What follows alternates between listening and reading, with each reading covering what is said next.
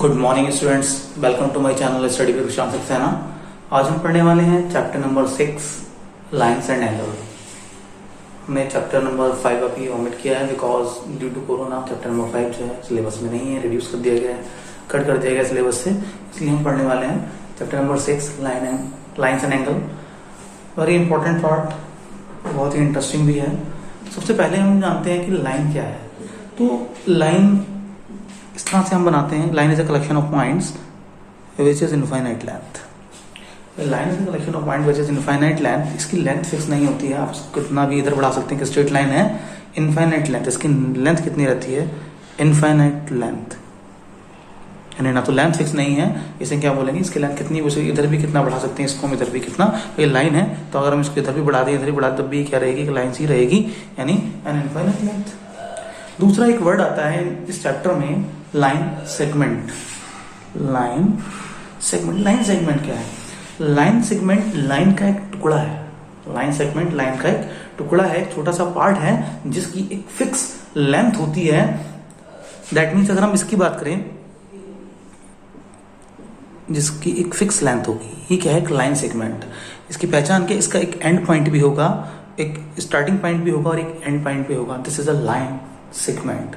यानी डेफिनेशन क्या रखते हैं? Line segment is a straight line of finite length. Means आप पेपर पे कभी भी ड्रा करोगे, कोई लाइन ड्रॉ करते हो, कोई लाइन सेगमेंट ड्रॉ करते हो, तो वो 1 मीटर, 1 सेंटीमीटर, 2 सेंटीमीटर, 10 सेंटीमीटर, यानी उसकी कोई ना कोई लेंथ होगी। दैट मीन्स लाइन सेगमेंट, आप सिंपल भाषा में बोल सकते हैं फाइनाइट लेंथ, उसकी एक फाइनाइट लेंथ होगी। लेकिन अब जितने भी हमारे क्वेश्चंस होंगे उनमें बात लाइन सेगमेंट की ही चलेगी, लेकिन जनरली हम क्या करते हैं कि उसको लाइन ही बोल दिया गया होगा क्वेश्चंस में। लेकिन ध्यान रहे, हम उसे क्या लाइन सेगमेंट की माइंड में रखना होगा, क्योंकि एक लाइन सेगमेंट ही ड्रॉ करते हैं। तो जनरली सारे क्वेश्चंस में एक वर्ड यूज कर दिया होगा लाइन। लेकिन लाइन क्या होती है? Line is an infinite length. Line की लेंथ कैसी होती है? इनफाइनाइट होती है। और जनरली जो हम पेपर पे ड्रॉ करते हैं, जो लाइन का सेगमेंट ड्रॉ करते हैं जिसकी एक फिक्स लेंथ होती है, उसे हम क्या बोलते हैं? Line segment. और अगर इसके टर्मिनल पॉइंट्स दोनों दे रखे हैं तो इसको हम कैसे रिप्रेजेंट करते हैं? Line A B. Line A B. अगर दूसरे पॉइंट दे रखे हैं पी क्यू, तो भी उसके पॉइंट्स दे रखे होंगे। एक नया वर्ड इसमें वर्ड आता है, एक और रे। एक वर्ड आता है इसमें रे। जनरली ये वर्ड फिजिक्स में जो लाइट प्रोपेगेट होती है उससे लिया गया है। रे मतलब इसका एक फिक्स पॉइंट होता है और starting point. Ray is a line, देखिए यहां से पढ़ें, ray is a line with fix starting point. इसका स्टार्टिंग पॉइंट तो फिक्स होता है, but there is not end point. उसका एंड पॉइंट नहीं। वैसे फिजिक्स में पढ़ते थे, एक लाइट सोर्स से एक लाइट की रे का मतलब होता है किरण। एक लाइट रे निकलती है और जो आगे की ओर चल पड़ती है, यानी उसका स्टार्टिंग पॉइंट तो होता है, स्टार्टिंग पॉइंट तो होता है, बट उसका एंड पॉइंट हमें नहीं पता होता कि वो कहां तक जाएगी। उसी से ये वर्ड आता है रे मैथमेटिक्स में भी, कि एक ऐसी लाइन जिसका स्टार्टिंग पॉइंट तो पता हो और एंड पॉइंट नहीं पता होता है, उसे हम क्या वर्ड यूज करते हैं? रे। क्या बोलते हैं उसे? रे यूज करेंगे। जनरली दो रेस के बीच के सेपरेशन को ही हम एंगल कहते हैं। जैसे एंगल, पहले हम पढ़ लेते हैं एंगल, फिर बताते हैं एंगल क्या है। एंगल आपने वर्ड सुना भी है पहले, मैं दोबारा बता रहा हूं। Angle separation between the two lines. दो लाइंस या दो रेस, दो लाइंस या दो रेस के बीच, हम रेस के लिए भी लाइन यूज कर देते हैं, लाइन वर्ड ही आता है। सेपरेशन बिटवीन टू लाइंस, दो लाइंस के बीच का सेपरेशन ही एंगल होता है। फॉर एग्जांपल, ये दो रेज हैं, इनके बीच का जो सेपरेशन है यही क्या है? एंगल। ये क्या है? एंगल। अब इन्हें रे क्यों कह रहे हैं भाई? कहा तो क्या है क्वेश्चन में लाइंस, बट रे इसलिए कह रहे हैं कि इन दोनों का ही एक स्टार्टिंग पॉइंट तो है, बट एंड पॉइंट हमें नहीं पता। तो angle between the two rays, separation between the two rays is called angle. दो रेस के बीच का सेपरेशन ही क्या बोलते हैं? उसे एंगल बोलते हैं। Angle is being made by the two lines और रेज। मैंने यह लिखा था, separation between the two lines और रेज। दो लाइंस और दो रेज के बीच का सेपरेशन ही क्या कहलाता है आपका? Is called angle. तो ये जनरल वो टर्म्स हैं जो यूज होने वाले हैं इस चैप्टर में, वो मैंने आपको बताया है कौन कौन से। लाइन इनफाइनाइट लेंथ की होती है, इसको हम कितना भी आगे पीछे बढ़ा सकते हैं। लाइन सेगमेंट, लाइन का एक टुकड़ा होता है जिसकी एक पर्टिकुलर फिक्स लेंथ होती है, इज कॉल्ड लाइन सेगमेंट। ठीक है। नेक्स्ट आता है रे। रे इज अ लाइन। रे भी क्या है? एक लाइन ही है विद फिक्स स्टार्टिंग पॉइंट, जिसका स्टार्टिंग पॉइंट तो फिक्स होता है लेकिन एंड पॉइंट का हमें नहीं पता वो कहां तक जा रही है, इज कॉल्ड रे। एंगल क्या होता है? Separation between the two angle, separation between the two rays, दो रेज के बीच का सेपरेशन, दो लाइंस के बीच का separation is called angle. Simple सी बात है, दो लाइंस के बीच का सेपरेशन इज कॉल्ड, दो रेज के बीच का separation is called angle. The separation between the two lines और टू रेज, दोनों के बीच का सेपरेशन क्या कहेंगे हम। इसे आप इंट्रोडक्शन में आपने नोट कर लेना, क्योंकि ये इंपॉर्टेंट पॉइंट्स है। अगर आपको ये नहीं पता तो आप आगे के चैप्टर को अच्छे से नहीं कर सकते। Is that clear? नेक्स्ट हम अगले देखते हैं पॉइंट। नेक्स्ट हम पढ़ने वाले हैं different types of angles. Different types of angles, इनमें मेनली मैंने आपको जो लिखे हैं अभी बोर्ड पर, पहला है एक्यूट एंगल, मैंने 4 लिखे हैं। डिफरेंट टाइप्स ऑफ एंगल्स में अभी और भी हैं, हम आगे लिखेंगे, अभी बोर्ड पे इतना स्पेस था। तो पहला है acute angle, right angle, obtuse angle and straight line angle. तो फर्स्ट हमें आता है एक्यूट एंगल। कौन से होते हैं एक्यूट एंगल? ऐसे एंगल जो 90 डिग्री से छोटे होते हैं आर कॉल्ड एक्यूट एंगल। मैं कोई डेफिनेशन नहीं लिखा रहा हूं, आपको लर्न कर लेना है, आपके माइंड में सेट होने चाहिए। Acute angle, angles less than 90, यानी जिनकी वैल्यू 90 से लेस है आर कॉल्ड एक्यूट एंगल। मैं इनका एक डायग्राम बनाता हूं, उससे आपको समझ आ जाएगा। देखिए एक लाइन ये है और एक लाइन ये है, इसकी वैल्यू क्या है? ये एंगल है एक्स, एक एंगल है एक्स, और ये है इसका वर्टेक्स यानी स्टार्टिंग पॉइंट, इसे क्या बोलते हैं? वर्टेक्स। तो जो एक्स की वैल्यू होगी वो बिटवीन होगी 0 to 90 degree. Angle is measured in degree. Angle को किसमें कैलकुलेट करते हैं? डिग्री में। ये जो हमने छोटा सा साइन लगाया 90 के ऊपर, इसे हम क्या बोलते हैं? डिग्री। एंगल को किसमें मेजर करते हैं? डिग्री में। तो angle which is less than 90, जो 90 से छोटा है, उसे हम क्या बोलेंगे? Acute angle. आपको पहचान करनी है, जो भी एंगल 90 से छोटे हैं उसे हम बोलेंगे एक्यूट एंगल। नेक्स्ट आता है हमारा राइट एंगल। राइट एंगल नाम से ही पता चल रहा है, सिंपल, जो परपेंडिकुलर होंगे एक दूसरे के, दोनों लाइंस क्या होंगे अगर आपस में एक दूसरे के परपेंडिकुलर होंगी, तो जो एंगल बनता है, जो उन लाइंस के बीच का सेपरेशन बनता है, इसे हम बोलते हैं राइट एंगल। ये क्या रहेगा? Right angle. The value of right angle is 90 degree, यानी ये 90 के परफेक्ट इक्वल होता है, is equal to 90 degree. Next आता है हमारा ऑब्ट्यूज एंगल। ऑब्ट्यूज एंगल जो 90 से ग्रेटर हो, एक ऐसा एंगल जो 90 डिग्री से बड़ा होगा, इज कॉल्ड ऑब्ट्यूज एंगल। मैं यहाँ डायग्राम बनाता हूं। मान लीजिए ये एक लाइन है और 90 से बड़ा एंगल आप कैसे बनाएंगे? इसको यहां से एक सीधी लाइन से मिला दीजिए, लाइन थोड़ी सी आड़ी हो गई, ये देखिए एक लाइन ये, एक लाइन ये। अब ये बन रहा है जो एंगल जेड, ये 90, भाई ये जब 90 है तो 90 से बड़ा इधर तो जाएगा, अगर इधर आया तो 90 से छोटा हो रहा था एक्स एक्सिस के पास, तो ये 2 एक्सिस ही होते हैं, ठीक है। तो एंगल जो z है, एंगल z, ये क्या होगा? ग्रेटर देन 90, यानी 90 से बड़ा होगा और 180 से छोटा होगा। ध्यान रहे, 90 से बड़ा होगा और 180 से छोटा होगा, इज कॉल्ड ऑब्ट्यूज एंगल। यानी जो एंगल z है वो 90 डिग्री से तो बड़ा होने वाला है और 180 डिग्री से छोटा होने वाला है, इज कॉल्ड ऑब्ट्यूज एंगल। अब आता है स्ट्रेट लाइन एंगल। नाम से ही पता चल रहा है कि स्ट्रेट लाइन पर बना हुआ एंगल होगा, is called straight line angle. ये 180 का एंगल होगा, ये एक एंगल है। अब यहां से हम एक एंगल बनाते हैं इस तरह का, इसे हम P से रिप्रेजेंट कर देते हैं, P, और इसकी वैल्यू होती है 180 डिग्री। तो इसे क्या बोलते हैं? Straight line angle. इसकी वैल्यू कितनी होगी? 180 डिग्री के इक्वल होगी। इसे हम कहते हैं स्ट्रेट लाइन एंगल। ध्यान रहेगा, स्ट्रेट लाइन एंगल 180 डिग्री, ये क्या रहेगा आपका? Straight line angle. नेक्स्ट आता है आपका रिफ्लेक्स एंगल। नंबर 5 कौन सा आएगा आपका? Reflex angle.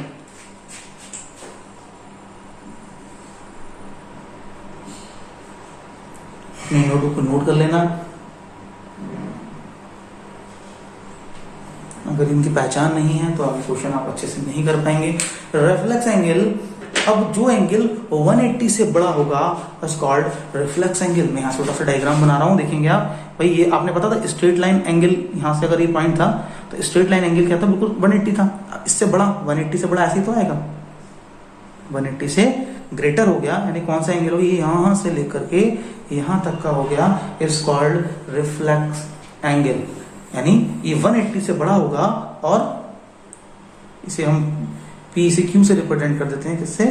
Q से रिप्रेजेंट कर देते हैं। जो रिफ्लेक्स एंगल Q है वो 180 से ग्रेटर होगा, 180 डिग्री से ग्रेटर होगा, बट ये 360 डिग्री से कम होगा। एक कंप्लीट रिवॉल्यूशन इज कॉल्ड 360, यानी कंप्लीट एंगल जो बनता है 360 होता है।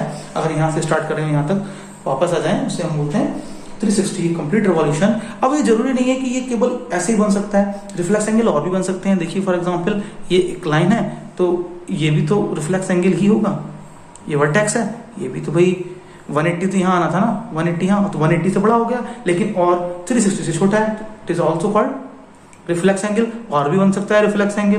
देखिए ये है यहाँ पे, यहाँ से लेकर यहाँ तक, यानी 180 आई थी स्ट्रेट लाइन, उससे और बड़ा होता चला गया, इज कॉल्ड रिफ्लेक्स एंगल। ये तीनों डायग्राम कैसे, रिफ्लेक्स एंगल मींस जो 180 से बड़े हैं 360 से छोटे हैं, और कॉल्ड रिफ्लेक्स एंगल। और आपको ध्यान रखना है, जो अगर एक लाइन है उस पर हमने एक कंप्लीट रिवॉल्यूशन यहाँ से स्टार्ट करके यहाँ तक पूरा क्लोज कर दिया, तो ये जो एंगल बनता है रिवॉल्यूशन का, ये होता है 360 डिग्री। कंप्लीट रिवॉल्यूशन बोलते हैं। इस कंप्लीट रिवॉल्यूशन का एंगल कितना होता है, 360 डिग्री। मेन आपको फिर से बता दे रहा हूं, acute angle less than 90, right angle 90 के इक्वल रहता है, optics angle greater than 90 but less than 180, straight line angle 180, reflex angle जो 180 से ग्रेटर होंगे और 360 से छोटे होंगे are called reflex angle. Next आपके आते हैं complementary angle and supplementary angle. इसको मैं रफ कर देता हूं, आप लोग वीडियो को पॉज करके नोट कर लेंगे अच्छे से अपनी फेयर नोटबुक पे। हम आगे इसके जो 6 और 7 पार्ट है वो पढ़ेंगे। नेक्स्ट हम देखने वाले हैं complementary angle and supplementary angle. Complementary angle, इसे नाम से ही देखें आप, यहां मैंने नाम दे दिया complementary angles. Two angles are said to be complementary angles when their sum in 90 degree. Sum is 90 degree. जब उनका सम क्या होगा, 90 डिग्री होगा, तब वो एंगल क्या कहलाएंगे, दोनों कॉम्प्लीमेंट्री एंगल। दैट मीन्स अगर किन्हीं दो एंगल्स का सम 90 डिग्री है, तब हम उन्हें क्या बोलते हैं, कॉम्प्लीमेंट्री एंगल। और they are exist in pair. ये हमेशा क्या होंगे, पेयर में होगा। कभी एक एंगल को हम कॉम्प्लीमेंट्री नहीं कह सकते, हमेशा दो एंगल होंगे एग्जिस्ट इन पेयर। ये बात लिख लीजिए आप, ये हमेशा क्या है, पेयर में एग्जिस्ट करेंगे, एग्जिस्ट इन पेयर। ये हमेशा ही पेयर में एग्जिस्ट करेंगे। ये वाले भी सप्लीमेंट्री एंगल भी पेयर में ही एग्जिस्ट करेंगे। तो कब होंगे दो एंगल कॉम्प्लीमेंट्री एंगल, जब उनका सम क्या होगा, 90 डिग्री होगा। फॉर एग्जांपल मैं यहाँ एंगल बना रहा हूं, ये मान लीजिए कोई एक एंगल है जो कितना है 30 डिग्री, और इसे रिप्रेजेंट किया गया किससे, एक्स से। एक दूसरा एंगल है, मान लीजिए ये एंगल है और इसकी वैल्यू कितनी है, अगर 60 है, तो अगर हम चेक करें x प्लस वाई, यानी x कितना है 30 डिग्री और y कितना है 60 डिग्री, और इनका टोटल कितना आ रहा है 90 डिग्री। यानी x और y का टोटल कितना आ रहा है 90 डिग्री आ रहा है। इसलिए हम कह सकते हैं कि x and y are called या are said to be complementary angle. Complementary angle से आप नोट कर लेंगे। इन दोनों एंगल का सम कितना है, 90 है, इसलिए they are called complementary angle. Next हम पढ़ते हैं सप्लीमेंट्री एंगल। अगर किन्हीं दो एंगल का सम 180 है, कितना है, किन्हीं दो एंगल का सम अगर 180 है, तो हम उन्हें क्या बोलेंगे, सप्लीमेंट्री एंगल। ये आपने नोट कर लिया हो तो मैं इसको मिटा देता हूं, थोड़ी मुझे जगह की नीड होगी, तो इस लाइन को मैं आप नोट कर लेना, इतना ही काफी है। कब होंगे, जब उनका टोटल कितना होगा 180 होगा, टोटल 180 होगा। That means they are exist in pair. ये भी पेयर में ही एग्जिस्ट करेंगे, कभी सिंगल नहीं हो सकता, दो ही एंगल होंगे, पेयर में एग्जिस्ट करेंगे। क्या नाम है इनका, supplementary angle. They are exist in pair. और कौन कौन से होंगे जिनका टोटल कितना हो जाएगा, मान लीजिए एक एंगल है आपका ये, जिसकी वैल्यू है 60 डिग्री, ये वर्टेक्स बोलते हैं, और दूसरा एंगल है आपका ये, जिसकी वैल्यू कितनी है 120 डिग्री। एक को हम x से रिप्रेजेंट कर देते हैं, दूसरे को y से। इन दिस केस अगर हम यहाँ x प्लस वाई निकालें तो 60 डिग्री प्लस 120 डिग्री, इन दोनों का टोटल कितना आ रहा है 180 degree. That means x and y are called supplementary angle. x and y are called supplementary angle. एक और भी इसका एग्जाम्पल हो सकता है कि मान लीजिए ये एक स्ट्रेट लाइन है और इसका जो एक बीच में एक और लाइन ड्रॉ कर देते हैं इस तरह से, तो इसके जो दो एंगल बनेंगे, एक एंगल बनेगा इधर x और एक एंगल बनेगा इधर y। इन दोनों का टोटल भी हमें नहीं पता, देखो यहाँ पता था कि x की वैल्यू 60 है, यहाँ पता था कि x की वैल्यू 120 है और इन दोनों का टोटल कितना आया था 180। यहाँ तो हमें ये भी नहीं पता कि x की वैल्यू कितनी है और y की वैल्यू कितनी है, बट हमें इतना पता है कि इन दोनों का टोटल 180 होगा। क्यों? क्योंकि ये एक स्ट्रेट लाइन एंगल बना रहा है कि इन दोनों का टोटल मिलके 180 हो जा रहा है। यहां से यहां तक हमें पता है 180 होता है, तो x की वैल्यू कुछ भी हो, y की वैल्यू कुछ भी हो, लेकिन इनका जो टोटल आना है वो कितना आना है, 180 आना है। तो इन दोनों ही केस में हम लिख सकते हैं implies that x and y are called supplementary angle. Supplementary angles दोनों क्या हैं, ये सप्लीमेंट्री एंगल्स हैं, इन्हें आप नोट कर लेंगे अपनी नोटबुक पे। नेक्स्ट हम पढ़ते हैं नंबर 8 एडजेसेंट एंगल। वीडियो को पॉज करके इसे नोट कर लेना। नंबर 8 आता है हमारा एडजेसेंट एंगल।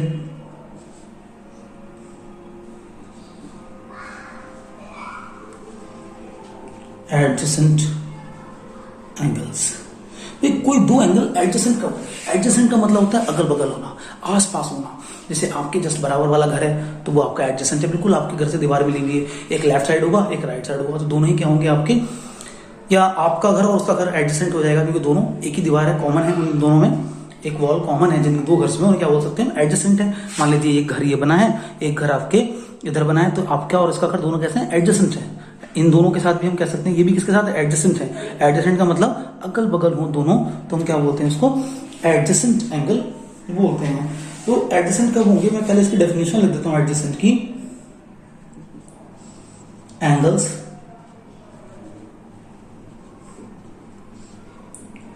which are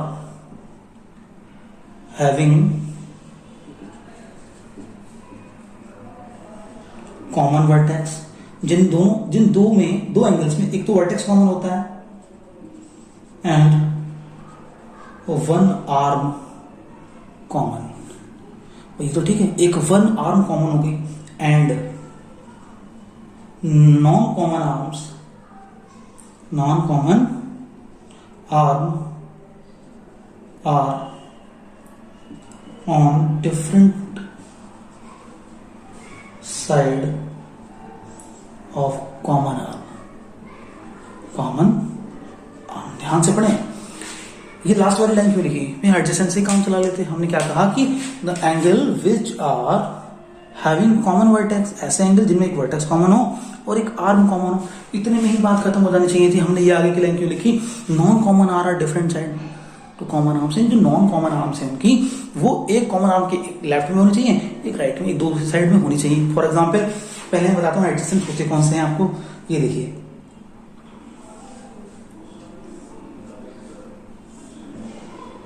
ये दो एंगल, एक बन रहा है एक्स और एक बन रहा है वाई, ये जो बीच में है ये है कॉमन आर्म, इसको क्या बोलते हैं कॉमन वर्टेक्स, कॉमन वर्टेक्स। ये कौन सी है, नॉन कॉमन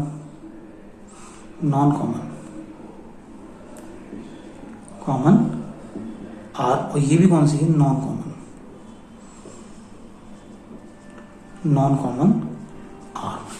अब समझिए ध्यान से, एडजेसेंट एक वर्टेक्स कॉमन है, ये दो एंगल है, इन दोनों एंगल में एक वर्टेक्स कॉमन है, ठीक है, एक साइड कॉमन है बीच वाली, ठीक है, और जो नॉन कॉमन साइड है वो कॉमन वाली साइड के एक लेफ्ट में है एक राइट में, मतलब सॉरी एक राइट में है और एक लेफ्ट में, मतलब इधर उधर है, दोनों एक ही साइड नहीं है, तो इसलिए ये एंगल कैसे है, एडजेसेंट।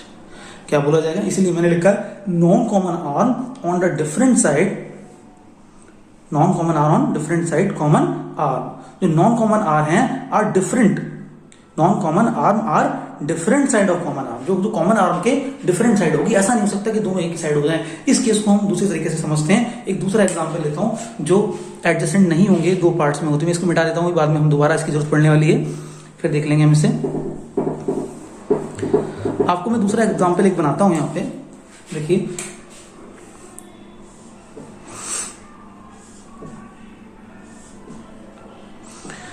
एक एंगल है एक्स और एक एंगल है वाई।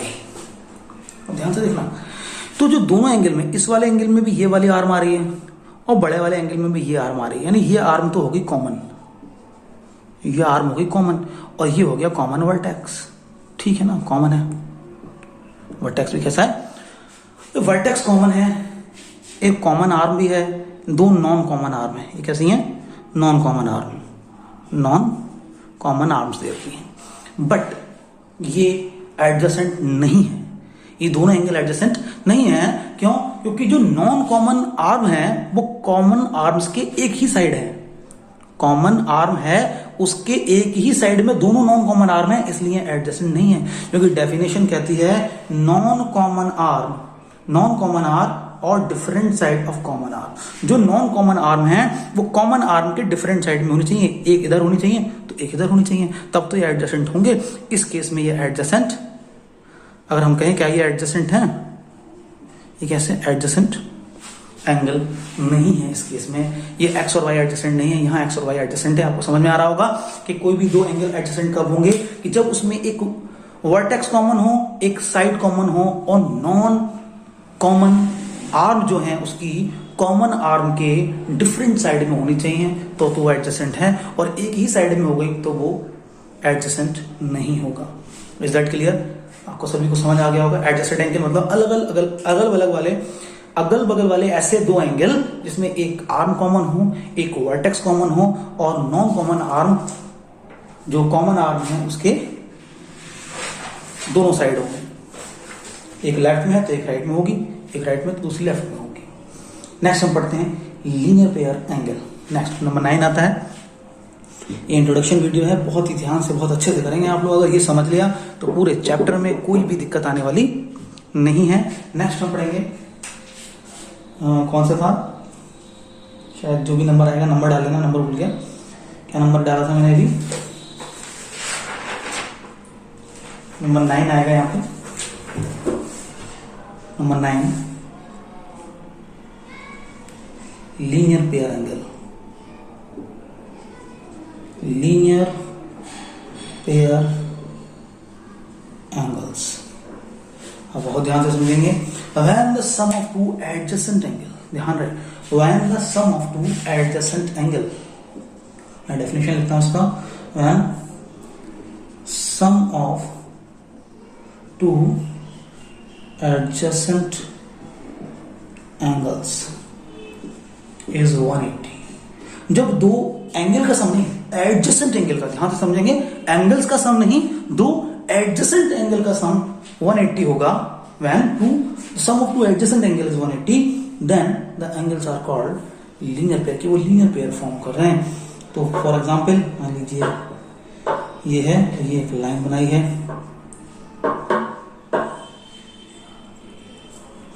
ये कितना है, y है, और अगर हम ध्यान से देखें तो x प्लस वाई हर हाल में कितना होना है, 180 डिग्री होना है। दैट मीन्स ये लीनियर पेयर फॉर्म कर रहे हैं, एडजेसेंट है। ये कैसे देखेंगे, इनका एक कॉमन वर्टेक्स है, ठीक है, एक कॉमन आर्म है, ठीक है, और जो नॉन कॉमन आर्म है वो इसकी एक साइड है, दूसरी साइड है, यानी दोनों अलग, यानी एडजेसेंट भी हैं, और इन दोनों का सम 180 भी है। That means X and Y forms linear pair. क्या फॉर्म कर रहे हैं वो, लीनियर पेयर फॉर्म कर रहे हैं। यानी अब बात आ रही है, ऐसा ही डायग्राम हमने अभी सप्लीमेंट्री में भी बनाया था।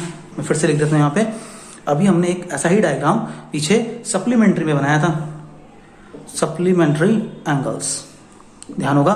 उसमें मैंने आपको ऐसे बना दिया था, और मैंने आपसे क्या दिया था कि ये x है और ये y है, और x प्लस वाई 180 है, ये सप्लीमेंट्री एंगल है। फिर दोनों में अंतर क्या है, भाई ये सप्लीमेंट्री भी 180 बना रहा है, इसमें 180 बना रहा है। तो भाई सप्लीमेंट्री एंगल में क्या कंडीशन है कि इसमें ऐसा भी हो सकता है 180 के लिए कि अगर एक एंगल 60 है और दूसरा एंगल 120 है, वही ये y है और ये आपका x है। यहां पे भी अगर मैं x और y का टोटल करूं तो 180 आ रहा है। कितना आ रहा है, 180। क्या ये लीनियर पेयर है? नहीं, ये लीनियर पेयर, क्योंकि लीनियर पेयर कब होना है, जब वो 180 के टोटल भी आए और साथ में दोनों एंगल एडजेसेंट भी होने चाहिए। तो भाई ये अगर इसकी बात करें जाए तो ये लीनियर पेयर भी है और सप्लीमेंट्री भी है। ये लीनियर पेयर भी है और सप्लीमेंट्री भी, क्योंकि इसमें एडजेसेंट भी है और 180 भी बना रहा है। लेकिन ये वाली कंडीशन अगर हम ध्यान से देखें तो इसमें ये सप्लीमेंट्री एंगल तो है, क्यों? क्योंकि इन दोनों एंगल्स का टोटल 180 है, दैट मीन्स ये सप्लीमेंट्री एंगल है। लेकिन ये लीनियर पेयर नहीं है। क्यों नहीं है लीनियर पेयर? क्योंकि ये एडजेसेंट नहीं है, एडजेसेंट नहीं है। इसलिए आप कह सकते हैं कि all linear pair angle are supplementary, यानी लीनियर पेयर बनाने वाले जितने भी होंगे, भाई लीनियर पेयर का मतलब क्या है कि उनका टोटल 180 होगा। जब टोटल 180 होगा तो वो सप्लीमेंट्री वाली कंडीशन भी फॉलो कर रहे हैं, यानी all linear pair angles are supplementary angles, but all supplementary angle are not linear pair. लेकिन जरूरी नहीं है कि सारे सप्लीमेंट्री एंगल लीनियर पेयर हों, क्योंकि देखो ये देखो सप्लीमेंट्री तो है बट ये लीनियर पेयर नहीं है। तो नोट करके मैं यहां लिख देता हूं, आप लोग अच्छे से नोट कर लेना। All linear pair angles are supplementary angle. Supplementary यानी जितने भी लीनियर पेयर एंगल होते हैं वो सप्लीमेंट्री कंडीशन को ऑटोमेटिकली सेटिस्फाइड करते हैं। और दूसरी कंडीशन क्या है? तो पहली कंडीशन हो गई, दूसरी कंडीशन हो गई ऑल सप्लीमेंट्री एंगल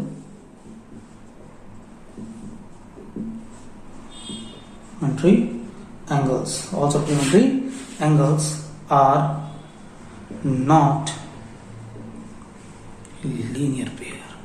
यानी जितने भी सप्लीमेंट्री हैं कि जरूरी नहीं है कि वो लीनियर पेयर को फॉर्म करें। दोनों में अंतर समझ में आ गया होगा कि कब सप्लीमेंट्री होना है, कि भाई सप्लीमेंट्री सारे लीनियर पेयर नहीं है, समझे कि जितने भी लीनियर पेयर बना रहे हैं, क्योंकि लीनियर पेयर के साथ कंडीशन आ गई कि वो सारे ही एंगल्स एडजेसेंट होने चाहिए, अगल बगल होने चाहिए। कंडीशन होनी चाहिए कि उसका एक वर्टेक्स कॉमन होना चाहिए, एक आर्म कॉमन होनी चाहिए, और जो नॉन कॉमन आर्म है वो उसके इधर उधर होनी चाहिए। एक नेक्स्ट लास्ट वन पढ़ते हैं इसमें इंट्रोडक्शन में, जो आपके लिए जरूरी है, मैं उसको करा देता हूं, बार बार यूज होने वाला एक है vertically opposite angle.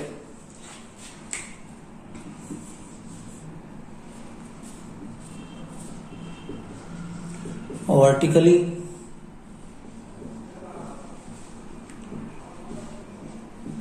Opposite angle, जब कोई दो लाइन आपस में इंटरसेक्ट कर रही है। इंटरसेक्ट की कंडीशन कैसे? कोई दो लाइनें आपस में इंटरसेक्ट कर रही हैं, तो इस वाले एंगल को अगर हम एंगल 1 कहते हैं और इस वाले एंगल को हम एंगल 2 कहते हैं, इस वाले एंगल को हम कहते हैं एंगल 3 और इस वाले एंगल को कहते हैं एंगल 4। तो कौन कौन से एंगल जो है वर्टिकली अपोजिट होंगे? तो 1 और 2 ध्यान रखना है आपको। एंगल 1 इज इक्वल टू होगा एंगल 2 के। क्यों इक्वल होगा? Are called vertically opposite angle. और वर्टिकली अपोजिट एंगल कैसे रहते हैं आपस में? इक्वल। इसी तरह एंगल 3 इज इक्वल टू हो जाएगा एंगल 4 के। एंगल 3 इज इक्वल टू हो जाएगा एंगल 4 के, आर कॉल्ड वही वर्टिकली अपोजिट एंगल। ये भी कैसे वर्टिकली अपोजिट है और ये भी कैसे वर्टिकली अपोजिट है, यानी ये दो आपस में इक्वल होंगे, ये दो आपस में इक्वल होंगे, इन्हें हम क्या बोल देते हैं? Vertically opposite angle. मैंने आपको जितने भी इंपॉर्टेंट पॉइंट्स इसमें यूज होने वाले थे वो मैंने आपको सब बता दिए हैं। नेक्स्ट हम करते हैं एक्सरसाइज 6.1। मैं इसे रफ कर देता हूं, आप सब नोट कर लेना। देखिए एक्सरसाइज 6.1 थोड़ा इंट्रोडक्शन की वजह से टाइम ज़्यादा लग जाता है, अदरवाइज मैं आपको डायरेक्ट एक्सरसाइज कराने लगता तो शायद टाइम नहीं लगता। लेकिन अगर समझेंगे नहीं कॉन्सेप्ट को तो कोई फायदा नहीं है करने का। देखो क्वेश्चन क्या दिया है? क्वेश्चन है इन फिगर, यानी एक डायग्राम गिवन है, उसमें लाइंस हैं, lines A B and C D intersect कर रही है, intersect at O. If angle AOC plus angle BOE is equal to कितना है? 70 degree, and angle BOD is equal to कितना है? 40 डिग्री। और आपको फाइंड करने को कहा गया है, find angle BOE and reflex angle COE। और डायग्राम क्या गिवन है वो भी देख लें आप लोग। लाइन सेगमेंट है,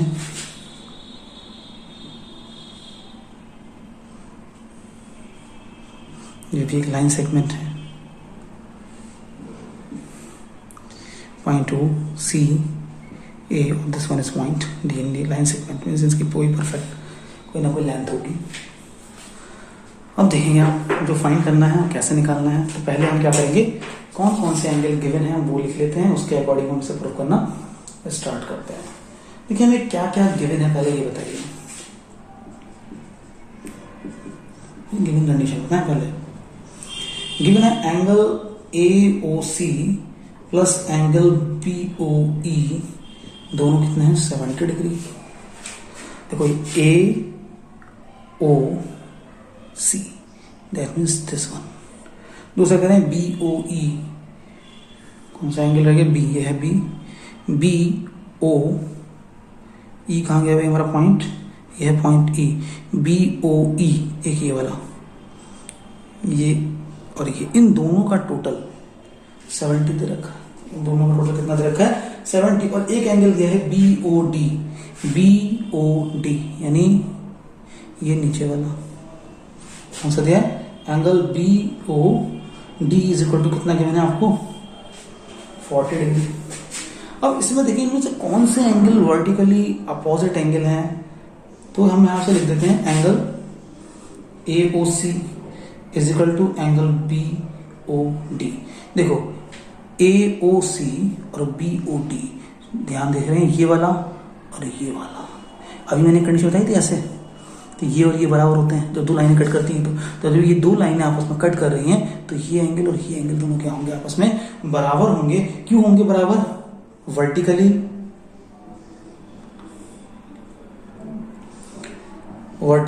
opposite angle.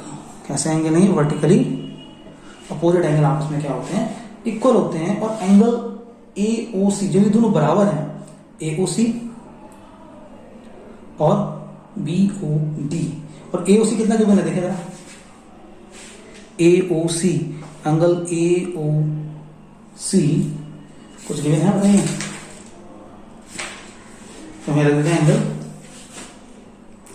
therefore AOC is equal to, ठीक है।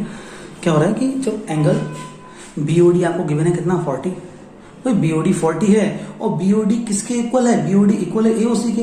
यानी जब BOD 40 है तो AOC भी कितना होगा 40 डिग्री ही होगा। याद कर लेना है आपको, ये भी कितना हो जाएगा 40 डिग्री ही होगा। अब नेक्स्ट हम एक रिलेशन देखते हैं, लीनियर पेयर बनाते हैं इसमें। ये नाउ मैं यहां लिख देता हूं नाउ। देखो angle AOC plus angle BOE plus angle COE कितने होंगे, तीनों मिला के 180 डिग्री। कैसे, एंगल AOC ये वाला, एंगल BOE ये वाला, और फिर कहा गया एंगल COE दैट मीन्स ये वाला। अगर इन तीनों को जोड़ा जाए तो वो तो 180 आएगा, इन तीनों को ऐड किया जाए तो कितना आएगा 180 डिग्री। अब इसमें से आपको AOC पता है और BOE, देखो सब पहली लाइन में लिखा था AOC और BOE का टोटल कितना है 70, यानी इन दोनों का टोटल तो 70 हो गया। 70 प्लस यानी एंगल COE कितना हो जाएगा इज इक्वल टू 180। अगर हम इसे कैलकुलेट कर लें, मैं यहाँ का रफ करके ऊपर लिख देता हूँ, डायग्राम की तो हमें जरूरत है, यहाँ हम लिख लेते हैं थोड़ा सा, यहाँ हम इधर लिखते हैं फिलहाल में अभी कि दोनों से इक्वल हैं। तो इससे हम निकालेंगे अगर हम, तो एंगल COE की वैल्यू कितनी हो जाएगी 180 डिग्री माइनस 70 डिग्री, यानी सॉल्व कर लें तो आएगा 110 डिग्री। ये वैल्यू निकल आएगी इसकी COE कितना हो गया आपका 110 डिग्री। अब हमें क्या है, AOE एक गिवन था, हमें निकालना था एंगल BOE। देखो फाइंड क्या करना है, हमें फाइंड करना है फाइंड एंगल BOE। क्या फाइंड करना है, इन दोनों का टोटल दे रखा था, कितना गिवन था, देखो गिवन था कि angle AOC plus angle BOE दोनों 70 हैं। तो इसकी वैल्यू आपने निकाली है कितनी, ये 40 है, plus angle BOE is equal to 70, इसको उधर ले जाइए, यानी angle B O E is equal to हो जाएगा 70 डिग्री माइनस 40 डिग्री, यानी जो एंगल आपका बी ओ ई है उसकी वैल्यू कितनी आ गई 30 डिग्री। आपका ये एक आंसर आ गया दो में से कि एंगल बी ओ ई पूछा था वो कितना है 30 डिग्री। दूसरा आपसे पूछा रिफ्लेक्स एंगल सीओई का, तो सीओई आप निकाल चुके हैं, सीओई कितना है आपका, ये निकाला है आपने, देखो 110, इसे नोट कर लेना, मैं रफ करके इसके आगे का यहां कर देता हूं, इतना स्पेस ही काफी है। हमें निकालना है रिफ्लेक्स एंगल सीओई का, रिफ्लेक्स एंगल सीओई का रिफ्लेक्स एंगल। तो रिफ्लेक्स एंगल निकालने का क्या करते हैं, उस एंगल को 360 में से माइनस कर देते हैं, यानी सीओई को माइनस कर दीजिए, तो 360 डिग्री माइनस ये निकाला था 110 डिग्री, इसमें से 100 माइनस करेंगे 260 और 10 और माइनस कर देंगे तो 250 डिग्री, यानी रिफ्लेक्स जो आएगा, रिफ्लेक्स किसका, रिफ्लेक्स सीओई का, वो कितना आएगा 250 degree. This is the first question, इसे नोट कर लीजिए अच्छे से। फिर हम नेक्स्ट क्वेश्चन करते हैं। देखिए नेक्स्ट जो हमारा क्वेश्चन है, क्वेश्चन नंबर 2, उसमें क्या किया गया कि फिगर में, यानी एक फिगर बनी है, उसमें एक्स और वाई दो लाइन्स है, एक लाइन एक्स वाई और एक लाइन है एम एन। कौन सी लाइन है, एक लाइन ड्रॉ की है एक्स वाई लाइन और एक लाइन ड्रॉ की गई है एम एन इंटरसेक्ट ओ। दोनों लाइनें कहाँ इंटरसेक्ट कर रही हैं, एक पॉइंट पर मिल रही है, कौन से पॉइंट पर, ओ पर मिल रही है, जहां angle P O Y, angle P O Y कितना है 90 है, और ए और बी का जो रेशियो है ना वो 2:3 है। अब हमें इसे ए और बी सी की वैल्यू फाइंड करनी है, कह रहे हैं फाइंड द वैल्यू ऑफ सी, सी की वैल्यू फाइंड करनी है, या कह सकते हैं आप ए बी सी की वैल्यू फाइंड करनी है, तो तीनों ही निकालने पड़ते हैं। वैसे तो इन्होंने सिर्फ सी की वैल्यू पूछी है, तो सी की वैल्यू निकालने के लिए वो गिवन के अकॉर्डिंग हम चलेंगे सॉल्यूशन में। पहले जो गिवन कंडीशन है वो क्या है, बहुत जरूरी है उसको लिखना। तो ये दे रखा है angle P O Y is equal to 90 degree, ये आपका गिवन है। दूसरा आपको 90 डिग्री का साइन थोड़ा छोटा सा बनाइए, 90 डिग्री। अब एक और चीज गिवन है रेशियो, कि A ratio B is equal to दे रखा है 2:3, यानी आप कह सकते हैं A upon B is equal to 2/3, यानी इसको सिंप्लीफाई करके निकालें तो ए इज इक्वल टू हो जाएगा 2/3 B.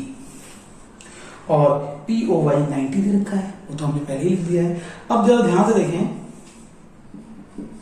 Angle P O X plus angle P O Y दोनों मिला के कितने होंगे 180 डिग्री। भाई ध्यान देखो, पी ओ एक्स ये भी 90 का है, पी ओ वाई ये भी कितना है 90 का है। अगर पी ओ वाई की वैल्यू दे रखी है पहले से ही, तो एंगल पी ओ एक्स ये कितना है 90 है, इसको हम इक्वल में ले जाएंगे, माइनस कर देंगे 180 में से, तो एंगल पी ओ एक्स भी कितना बचेगा हमारा 90 डिग्री बचेगा। इसको सॉल्व कर लेंगे। भाई में एक पता चल रही बात कि एंगल पी ओ वाई भी 90 है, एंगल पी ओ एक्स भी 90। अब ये वाला एंगल 90 है और इसको दो पार्ट्स में डिवाइड किया गया है, इसका एक पार्ट है ए और एक पार्ट है बी, यानी एक रिलेशन बन गया, सिंपल सा रिलेशन, मैं यहाँ लाइन खींच देता हूं, सिंपल सा एक रिलेशन बन गया कि जो ए और बी का सम है ना, ए और बी का जो सम है वो कितना होगा 90 होगा, क्योंकि ए और बी को जोड़ते 90 आ रहा है। ए और बी क्या बन रहा है पी ओ एक्स, और पी ओ एक्स कितना है 90 है, और ए की वैल्यू अपने यहाँ निकाली थी कितनी 2/3 B plus B is equal to 90 degree. इन दोनों का अगर हम एलसीएम ले लें 3 तो जाएगा 2b plus 3b is equal to 90 degree. 2 और 3 कितने हो रहे हैं 5b और 90 इंटू 3। अगर हम इसे 5 से कैंसिल कर लें तो कितना आ जा रहा है 5 1 जा 5 और 5 8 जा 14, यानी b इज इक्वल टू आ जा रहा है 18 इंटू 30। अगर हम इन दोनों की मल्टीप्लाई कर लेंगे तो v की वैल्यू कितनी हो जाएगी हमारी, सॉरी यहाँ 3 था, ये 3 डिग्री है, केवल 30 नहीं 3 है, ये 3 इधर लेके आया था ना, तो 18 3 जा 54, यानी b की वैल्यू कितनी है, b की वैल्यू 54 है। अगर ये b की वैल्यू में यहां लगा दूं तो a इज इक्वल टू कितना था 2/3 इंटू बी, बी मीन्स 54। अगर हम इसे कैलकुलेट कर लें 3 1 जा 3, ये हो जाएगा 2 बचेगा 24, इतना 3 8 जा 24, तो a की वैल्यू कितनी आ जा रही है आपकी 36। डिग्री में नहीं, हम जो भी हैं हाँ डिग्री में ही लिख देते हैं 36, क्योंकि हमें b की वैल्यू भी मिल गई और a की वैल्यू भी मिल गई। हमें दोनों वैल्यूज मिल गई, a भी मिल गया और b भी मिल गया। अब अगर आप ध्यान से देखें लाइन MON की बात करें, नाउ हम बात करते हैं यहां पे, now line MON is a straight line. क्या बन रही है? स्ट्रेट लाइन बन रही है। और स्ट्रेट लाइन इसका अगर मैं एंगल यहां से मेजर करूं, यहां से, तो यहां से यहां तक का जो एंगल बन रहा है वो बन रहा है 180। स्ट्रेट लाइन एंगल 180 बन रहा है, यानी एंगल B और C को जोड़ लें, एंगल B और C को अगर हम ऐड कर लें तो वो कितना बनेगा? 180 डिग्री। हमें B की वैल्यू तो पता ही है, हमें C निकालना था। C बराबर कितना हो गया? 180 डिग्री माइनस B, यानी C इज इक्वल टू हो गया 180 डिग्री माइनस 36, सॉरी B का मतलब है, B निकाला हमने 54 डिग्री। इन दोनों को माइनस कर लीजिए। जब आप 180 में से 54 माइनस करेंगे तो बचेगा 126 डिग्री। आपसे C की वैल्यू पूछी थी कि C की वैल्यू कितनी, तो C की वैल्यू कितनी है? 126 degree. This is the right answer. तो आप इसे नोट कर लेंगे अच्छे से। वीडियो को पॉज कीजिए और इसको प्रॉपर तरीके से नोट कर लीजिए। मैं नेक्स्ट क्वेश्चन आपको कराने वाला हूं। देखिए नेक्स्ट क्वेश्चन नंबर 3 ये लिखा है, क्वेश्चन नंबर 3 है क्वेश्चन नंबर। अब क्वेश्चन को पढ़िए, बहुत ही आसान, बहुत ही इजी क्वेश्चन है। इसमें लिखा है इन फिगर में PQR इज इक्वल टू है PRQ के, यानी PQR ये वाला एंगल इक्वल है PRQ के, इस वाले एंगल के। देन प्रूव दैट ये जो बाहर वाले एंगल बन रहे ना दोनों के, ये दोनों भी क्या होंगे? आपस में बराबर होंगे। ये हमें प्रूव करना है। तो देखिए सॉल्यूशन में जो गिवन है, पहले तो वो बताइए, सिर्फ एक ही चीज गिवन है कि एंगल PQR इक्वल है एंगल PRQ के। और टू प्रूव, हमें क्या प्रूव करना है? हमें आंसर क्या लाना है कि angle PQS is equal to आना चाहिए एंगल PRT के। अब प्रूफ कैसे करेंगे इसे देखिए ध्यान से, बहुत ही आसान चीज। अब ये दोनों, ये वाला और ये वाला एंगल पूरा कितना हो रहा है? 180, यानी लीनियर पेयर फॉर्म कर रहा है। यानी लिख देंगे आप angle PQR, angle PQR that means ये वाला, फिर ये यानी PQS plus angle PQS is equal to 180 degree. ये 180 डिग्री क्यों है? By linear pair. क्या बनाना है? ये लीनियर पेयर बना रहे हैं। लीनियर पेयर बनाने का वही तरीका कि दो एडजेसेंट एंगल हैं जिनका सम 180 है।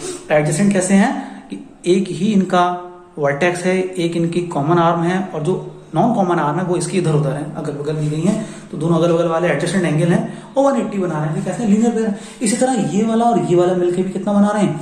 180 बना रहे हैं। यानी इक्वेशन नंबर इसमें लिखेंगे PRQ प्लस एंगल PRT, ये भी कितना हो रहा है? 180 हो रहा है। ये भी किसके हेल्प से हो रहा है? By linear pair. एक को मान लीजिए इक्वेशन नंबर 1 और एक को मान लीजिए इक्वेशन नंबर 2। देखिए इसकी वैल्यू 1/80, इसकी वैल्यू 1/, जब दोनों 1/80 हैं तो दोनों को इक्वल में कर दें, फ्रॉम 1 and 2 क्या कर दो? दोनों को इक्वेट कर दो, यानी इसकी वैल्यू इक्वल में इसकी वैल्यू, यानी ऐसे रख सकते हैं angle PQR plus angle PQS is equal to angle PRQ plus angle PRT। अब देखो PQR, देखिए PQR एक हमें लाना है, PQR कुछ इक्वल आ रहा है, देखिए PQR और PRQ, PQR और PRQ ये दोनों तो इक्वल दिए हैं हमें। यहां पे लिख देते हैं हम सेंस एंगल PQR इक्वल है एंगल PRQ के। ये दोनों एंगल क्या है? आपस में इक्वल है। इक्वल है तो इक्वल वाली वैल्यूज को काट दो ना सीधे डायरेक्ट, ये दोनों तो इक्वल तो गिवन है क्वेश्चन में। अब बचा क्या? बचा एंगल PQS इक्वल हो गया एंगल PRT के। यही लाना था कि एंगल PQS इक्वल आने चाहिए PRT के। PQS बाहर वाला एंगल PRT के इक्वल है, यही हमें प्रूफ करना था कि ये दोनों क्या आने चाहिए? आपस में इक्वल। यही है क्वेश्चन नंबर 3। इस वीडियो को पॉज कीजिए, क्वेश्चन को नोट कीजिए जल्दी से। मैं कराता हूं नेक्स्ट क्वेश्चन 4। देखिए next question number 4, next question number 4, इसमें क्या लिखा हुआ है और एक डायग्राम दे रखा है। इन दोनों को देखते हुए आप पढ़िए। कह रहे हैं figure x plus Y is equal to W plus Z. X और वाई का सम इक्वल है डब्ल्यू प्लस जेड के, और प्रूव करना है हमें A O B is a straight line. ये लाइन जब ए ओ बी एक स्ट्रेट लाइन होगी, यानी A O B straight line कब होगी, जब एंगल एक्स और वाई का सम 180 होगा। यानी यहां से यहां तक 180 मैंने बताया था straight line angle. Straight line angle कभी कोई भी line A O B straight line कब होगी, जब ये वाला पूरा एंगल जो भी लाइन का एंगल है, ये वाला एक्स और ये वाई दोनों को मिला के अगर 180 आ गया तो ए ओ बी क्या हो जाएगी, स्ट्रेट लाइन हो जाएगी। अब देखिए क्या गिवन है, हम उसके अकॉर्डिंग चलते हैं। इसमें जो हमारा गिवन कंडीशन है वो है x plus Y is equal to W plus z, और टू प्रूव जो हमें लेके आना है, हमें प्रूफ करना है कि A O B is a straight line. Short में लिख दिया मैंने स्ट्रेट को, स्ट्रेट लाइन प्रूफ करना है। यानी आप कह सकते हैं एक्स प्लस वाई का सम क्या लाना है, आपको 180 लेके आना है। तो सॉल्यूशन में प्रूफ करने के लिए हम क्या करेंगे, देखिए कोई भी कंप्लीट रिवॉल्यूशन, मैंने आपको बताया था ना कि कोई भी कंप्लीट रिवॉल्यूशन जो होता है ओके अबाउट पूरा 360 हो जाता है। कितना होता है, 360 डिग्री, 360 डिग्री। यानी कि हम सबको जोड़ लें, सिंस अगर हम x plus y plus z या डब्ल्यू प्लस जेड एक ही बात है, तो कर लें तो टोटल कितना आ जाएगा 360 डिग्री। और आपको पता है कि w प्लस जेड अगर इनको मैं ऐसे ब्रैकेट में कर दूं तो w plus z is equal to x plus y के, यानी ये एक्स प्लस वाई तो एक्स प्लस वाई है, और ये भी इसके इक्वल है यानी एक्स प्लस वाई के। कितना हो जाएगा 360, यानी एक्स प्लस वाई कितने हो गए, 2x प्लस वाई हो गए। ये 2 इसके नीचे आ जाएगा, यानी x plus Y is equal to 360 degree upon 2 से डिवाइड करोगे तो एक्स प्लस वाई की वैल्यू हो गई 180 डिग्री। एक्स प्लस वाई की वैल्यू कितनी हो गई, जब भी कोई एंगल मैंने बताया था 180 बन रहा है, दैट मीन्स वो क्या है, स्ट्रेट लाइन है। यानी एक्स और वाई को अगर हम ऐड करें तो ये वाला एंगल टोटल कितना आ रहा है 180। यानी जो ए ओ बी लाइन है वो कैसी है, स्ट्रेट लाइन है। आप लिख सकते हैं कि वो एंगल 180 डिग्री बन रहा है, यानी A O B is a straight line. यानी लीनियर पेयर बना रहे हैं, यानी दैट इज हम लिख सकते हैं that is x and y form a linear pair। यहां लिख रहा हूं लीनियर, क्या बना रहे हैं, वो एक लीनियर पेयर बना रहे हैं। अच्छा लीनियर पेयर बना रहे हैं तो हम लिख सकते हैं therefore AOB is a straight line। AOB क्या है, एक स्ट्रेट लाइन है। जल्दी से वीडियो को पॉज कीजिए, क्वेश्चन को नोट कीजिए। नेक्स्ट क्वेश्चन देखेंगे हम, क्वेश्चन नंबर 5। नेक्स्ट क्वेश्चन है क्वेश्चन नंबर 5। इसमें लिखा है in figure P Q R is a line ray O R is perpendicular to P Q. एक लाइन दे रखी पी क्यू और ओ आर परपेंडिकुलर है किसके, O R is perpendicular to P Q, O S is another ray, और O S कोई दूसरी रे है। रे का मतलब वही, इसका फिक्स पॉइंट तो पता है और लास्ट पॉइंट हमें नहीं पता, इसलिए हम इसको रे कह रहे हैं। Line between the rays O P and O R, जो ओ एस है वो ओपी और ओ आर के बीच में कहीं लाई कर रही है, और हमें रिलेशन प्रूफ करना है कि angle R O S is equal to 1/2 angle Q O S minus P O S. ये रिलेशन हमें प्रूफ करना है। तो इसको प्रूफ करने के लिए देखिए हम क्या करेंगे, प्रूफ हम यहां से कर रहे हैं,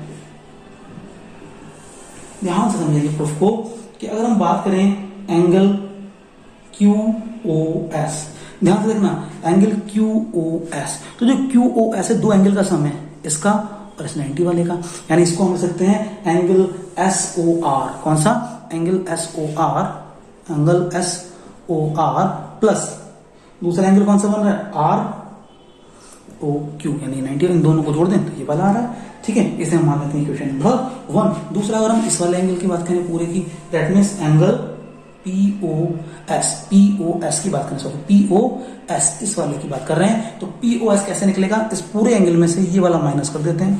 पूरा एंगल कौन सा, एंगल पी ओ आर में से हम माइनस कर देंगे S O R, angle S O R. इस पूरे 90 में से अगर हम ये वाला माइनस कर देंगे यही तो बचेगा, यानी P O S is equal to P O R, उसमें से माइनस कर देंगे हम एस ओ आर। ये बन गई question number 2।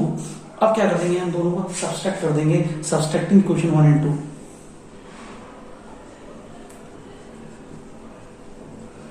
Subtracting equation 2 from 1। Equation 2 को 1 में से माइनस कर देना, यानी इक्वेशन 1 माइनस 2 करना है, यानी angle Q O S minus होना है एंगल पी ओ एस, यानी इसका लेफ्ट टर्म माइन इक्वल में ये वाला term angle S O R plus angle P O Q, ठीक है, और माइनस में आएंगे ये वाले टर्म, यानी angle P O R minus angle S O R. इस माइनस से अंदर आप कर लें, मल्टीप्लाई करेंगे, फिर देखते हैं क्या आ रहा है।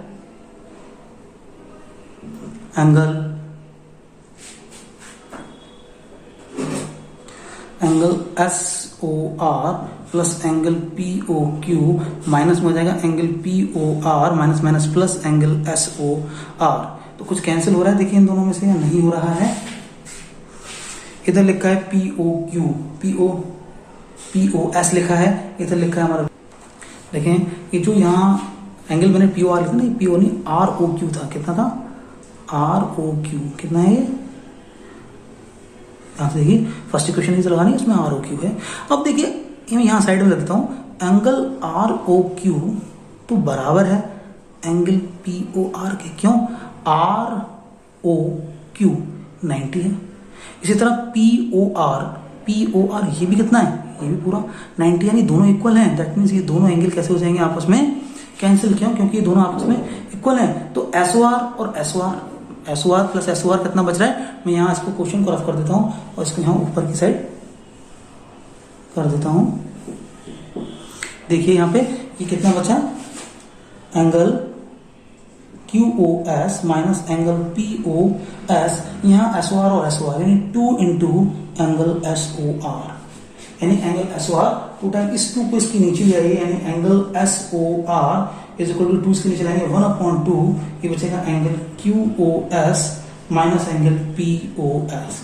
यही हमें रिलेशन प्रूफ करना था, ये कैसे दो रिलेशन प्रूफ करना है, हमने प्रूफ कर दिया है। नेक्स्ट और लास्ट क्वेश्चन बचा है एक्सरसाइज का, क्वेश्चन नंबर 6, आप इसे नोट कर लीजिए, मैं क्वेश्चन नंबर 6 कराता हूँ आप लोगों को। देखिए next question number 6, question number 6 में आप ध्यान देंगे, हमें यहाँ जो जो चीजें गिवन है उसको हम हाईलाइट इसी में कर देते हैं। आप लोग क्वेश्चन में इनको गिवन है कि एक्स वाई जेड कितना है, 64 है, एक रे है एक्स वाई, इसको आगे बढ़ा लेते हैं, कितनी है वाई पी, और वाई जेड इस पे स्टैंड की गई है, एक लाइन है जो ड्रॉ की गई है, और इन दोनों को जो वाई जेड वाई पी है इसको बाइसेक्ट करता है एक लाइन वाई क्यू, ये इस क्वेश्चन में दिया गया है। अकॉर्डिंग टू दिस अगर हम इसको सॉल्यूशन करना स्टार्ट करें तो हमें जो चीजें गिवन है उसके हिसाब से देखें, Y Z stand on X P, Y Z जो है स्टैंड की गई है एक्स पी पे, यानी वाई जेड स्टैंड की एक्स पी पे। कुल मिला के अगर हम यहाँ से यहाँ तक के एंगल मिलाएं तो ये पूरा एंगल जो होगा, यानी ये वाला एंगल प्लस ये वाला एंगल, अगर हम दोनों को ध्यान से देखें, since Y Z stand on X P पर है तो angle X Y Z plus angle Z Y P, X Y Z और जेड वाई पी, यानी टोटल ये वाला एंगल हो जाएगा 180 डिग्री। जो 180 डिग्री होगा ये तो गिवन है आपको, एंगल एक्स वाई जेड कितना है 64 degree plus angle Z Y P is equal to 180 degree. इस 64 को इधर ले आना, माइनस कर देना, तो एंगल जेड वाई पी को 180 में से 64 माइनस कर देंगे तो ये बचेगा 116 डिग्री, यानी जो एंगल जो आपका जेड वाई पी यानी ये पूरा एंगल कितना है 160, और कहा गया है कि जो लाइन है वाई क्यू ये इस एंगल को बाइसेक्ट कर रही है। मैं यहां लिखता हूं सिंस रे वाई क्यू, रे कौन सी रे वाई क्यू बाइसेक्ट कर रही है, बाइसेक्ट का मतलब दो बराबर भागों में बांट रही है एंगल जेड वाई पी को, यानी हम लिख सकते हैं यानी ये दोनों, ये वाला एंगल और ये वाला दो बराबर पार्ट्स में बांट रही है, यानी दोनों कैसे होंगे आपस में इक्वल होंगे। कौन कौन से angle, angle Q Y P और एंगल क्यू वाई जेड, या कह सकते हो आप एंगल जेड वाई क्यू, दोनों क्या होंगे आपस में इक्वल होंगे। और कितने होंगे इक्वल, जो ये टोटल आपका 116 है, टोटल कितना दे रखा है 116, और आधे आधे दो भागों में बांटा गया है, यानी 2 से डिवाइड कर दीजिए तो इन दोनों की वैल्यू कितनी हो जाएगी आपकी 58 डिग्री, यानी ये वाला एंगल भी कितनी है 58 और ये वाला एंगल भी कितना है 58 डिग्री। नाउ अब हम देखते हैं एंगल एक्स वाई क्यू क्या हो जाएगा, X Y Z plus angle Z Y Q, यानी वो इसका और इसका टोटल होगा। हमें इन दोनों की वैल्यू पता है, इसकी वैल्यू कितनी दे रखी है बताइए, हमने अभी निकाली है, इसकी वैल्यू गिवन है 64 एक्स वाई जेड की, ये ऊपर वाले की, ठीक है। इसकी हमने अभी निकाली है 58 डिग्री, ये 58 डिग्री है, छोटा सा लगाते हैं इसको, 58 डिग्री। अगर हम इन दोनों को टोटल कर लें तो ये आता है 122 डिग्री। और हमें निकाला था तो एंगल एक्स वाई क्यू निकल आया। कौन सा एंगल निकल आया? X Y Q. तो हमने एक तो पूछा था जेड वाई पी, एक हमसे पूछा गया है जेड वाई पी। तो जेड वाई पी की वैल्यू कितनी आई? हमने अभी निकाली थी भैया जेड वाई पी की वैल्यू हमारी जेड वाई पी। देखिए यहाँ पे ये तो इसका तो बाइसेक्ट कर रहा था, हमें जो फाइंड करना है वो एंगल फाइंड करना है एक्स वाई क्यू। तो हमने एक्स वाई क्यू निकाल दिया। एंगल एक्स वाई क्यू जो आया है हमारा वो आया है 122 डिग्री, 122 डिग्री आया है। दूसरा हमें फाइंड करना है reflex angle Y Q Y P, Q Y P का रिफ्लेक्स। देखिए क्यू वाई पी हमने अभी निकाला है, क्यू वाई पी कितना है? 58। क्यू वाई पी कितना है? फिर मैं इसको रफ कर देता हूँ, इसको नोट कर लेना, इधर से रफ कर देता हूँ क्वेश्चन को, फिर यहां लिख देता हूं। तो एंगल हमें पता है, रिफ्लेक्स एंगल निकालना है किसका? हमें रिफ्लेक्स एंगल, हमें रिफ्लेक्स एंगल निकालना है एंगल क्यू वाई पी का। तो कितने निकालते हैं? 360 में से 360 डिग्री में से हम माइनस कर देंगे एंगल क्यू वाई पी। तो एंगल क्यू वाई पी अभी आपने निकाला है 360 डिग्री और ये निकाला है आपने 58 डिग्री। क्यू वाई पी यहाँ निकाला है 58 डिग्री। आप इन दोनों को माइनस कर दीजिए, कितना आ जाएगा? 302 डिग्री। यानी ये हमने निकाल दिया रिफ्लेक्स एंगल। दो आंसर पूछे थे, हमने दोनों निकाल दिए हैं। ये एक्सरसाइज 6.1 कंप्लीट हो गई है। आप अच्छे से देखें, जिन्हें कोई डाउट है वीडियो को पॉज कर लें, पॉज करके नोट कीजिए, दोबारा से देखिए, समझ नहीं आए फिर भी डाउट है तो मुझे मैसेज कर दीजिए, मैं आपको उसका सॉल्यूशन किसी न किसी तरीके से समझाने की कोशिश करूंगा। और वीडियो को लाइक सब्सक्राइब करें। Thank you students.